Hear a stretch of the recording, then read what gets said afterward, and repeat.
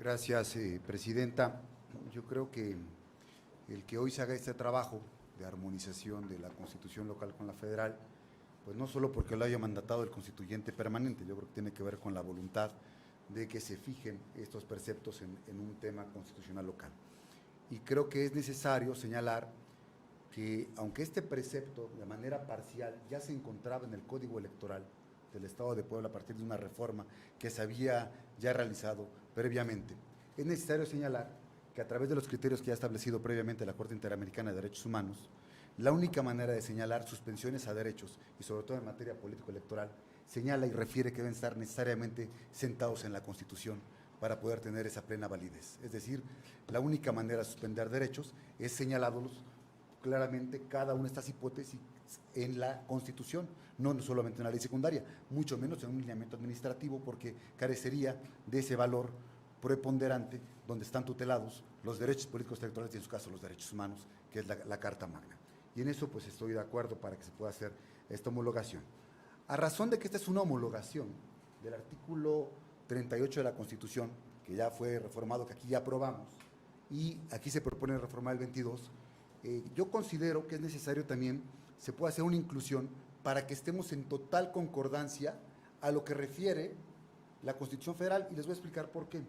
Actualmente, la Constitución Federal, en el artículo 38, señala en el acápite que son derechos o prerrogativas de los ciudadanos que se suspenden y enlista todas las hipótesis a partir de las cuales se suspenden los derechos y las prerrogativas. Pero hasta el final del mismo artículo señala: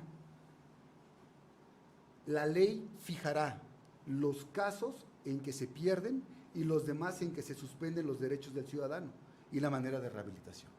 Precepto que no tiene nuestra Constitución y que tampoco está en la iniciativa. Y para poder estar en concordancia, ¿por qué? Porque al final de cuentas es necesario señalar que, si bien hay sanciones, no puede existir inhabilitación o suspensión de derechos ad perpetuam. Y por eso es necesario que, y ha sido un criterio ya reiterado de la Suprema Corte de Justicia de la Nación, que es necesario fijar que las sanciones de esta naturaleza pueden constituir, si se manejan ad perpetuam, como penas excesivas y desproporcionalizadas, y deben de estar los parámetros para normalizarlas, individualizarlas en las leyes, tomando en cuenta este mismo precepto que señala el último párrafo de la Constitución. Razón por la cual, con la finalidad de que partimos del principio de que no hay pena sin ley y que no podrá sancionarse una conducta si la ley no dice cómo se debe de calificar, y estando en concordancia totalmente de manera integral, yo haré la propuesta que se incorporara al final el mismo párrafo que tiene el artículo 38 de la Constitución, de tal manera que estemos en total concordancia con lo que señala nuestra Carta Magna en los términos que hemos aprobado, porque si no solamente estaríamos señalando las hipótesis de las cuales se puede generar la suspensión, pero no el tema de que la individualización debería ir a una ley como lo señala nuestra Carta Magna. Sería la propuesta, Presidenta, hacer esta adición en los términos de adicionar el mismo párrafo en los mismos términos que señala el último párrafo del artículo 38 de la Constitución.